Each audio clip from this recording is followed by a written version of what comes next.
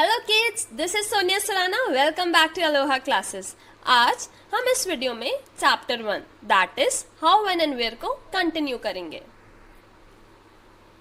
विच dates, हम कौन सी date को इम्पोर्टेंट समझते हैं ये हमारी स्टडी पर डिपेंड करता है, हमारे फोकस के ऊपर डिपेंड करता है। If our focus of study changes we begin to look at new issues. A new set of date will appear significant to us. For example, अगर मैं बात करूँ हमारे पेरेंट्स की, तो उनके लिए क्या डेट इंपॉर्टेंट है? उनके लिए हमारी बॉर्न डेट इंपॉर्टेंट है, जिस दिन हम बॉर्न हुए थे।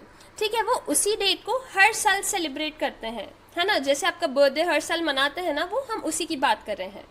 तो सेम, अगर हम किसी भी पर्टिकुलर इवेंट के बारे में पढ़ रहे हैं तो उससे रिलेटेड डेट्स के बारे में हमें जानना ज़रूरी है। ठीक है, लाइक जो भी हिस्टोरियंस हैं वो जब भी किसी इवेंट के बारे में पढ़ते हैं तो वो उससे रिलेटेड डेट मेंशन करते हैं। सेम, जब हम हिस्ट्री के बारे में पढ़ेंगे तो हम किसी भी अगर पर्टिकुलर इवेंट के बारे में पढ़ रहे हैं, लाइक कोई भी इवेंट हो सकता है वो, तो उससे रिलेटेड डेट्स हमको जानना और याद रखना ज़रूरी है। नाउ मूविंग फॉरवर्ड, वहीं अगर हम हिस्ट्री की बात करते हैं तो जो हिस्ट्री ब्रिटिश हिस्टोरियंस ने लिखी है उनके लिए क्या इम्पोर्टेंट था? उनके लिए उनके गवर्नर इम्पोर्टेंट थे। उनकी हिस्ट्री कहाँ से स्टार्ट होती है? उनकी हिस्ट्री इन इंडिया स्टार्ट होती है विथ फर्स्ट गवर्नर जनरल। इनका नाम आपको याद रखना ज़रूरी है, with first governor general Warren Hasting.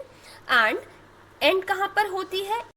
And in upcoming chapters we will read about more generals like Wellesley, Dalhousie, Canning, Lawrence. ठीक है, और भी काफ़ी सारे गवर्नर जनरल्स रहे थे, उनके बारे में हम पढ़ेंगे।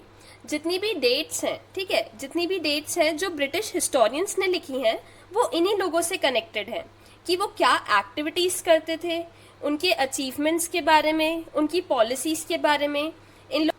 Okay, now moving forward, how do we periodize. सबसे पहले हमें जानना ज़रूरी है कि पीरियोडाइजेशन क्या होता है। It means dividing history into periods. For example, जैसे हमारी स्कूल में क्लासेस लगती हैं, ठीक है, तो वो डिफरेंट पीरियड्स में रहते हैं ना। जैसे 45 मिनट का एक period, then next period, then next period.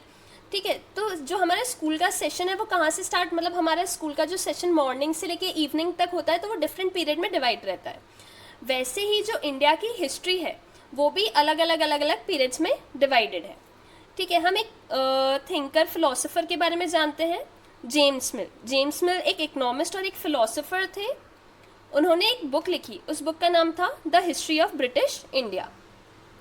उन्होंने क्या किया था, उन्होंने इंडियन हिस्ट्री को 3 पीरियड्स में डिवाइड किया, हिंदू, मुस्लिम एंड ब्रिटिश। ये याद रखना ज़रूरी है कि उन्होंने जो इंडियन हिस्ट्री है उसको 3 पीरियड में डिवाइड किया है, Hindu, Muslim and British.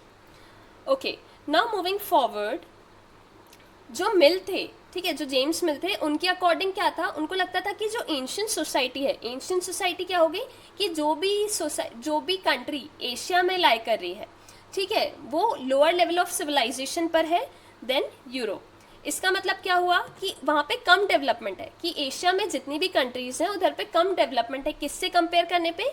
Europe से कंपेयर करने पे। उन्होंने ये बोला कि ये जो डेवलपमेंट कम है वो किस वजह से है? First, religious intolerance, second, caste taboo, third, superstitious practice. उन्होंने बोला कि जो इंडिया है, ठीक है, या जो एंशियंट सोसाइटीज़ हैं वो इसलिए डेवलप नहीं है क्योंकि उधर पे ये तीनों चीज़ें बहुत ज़्यादा हैं। First, religious intolerance, second, caste taboo, third, superstitious practice.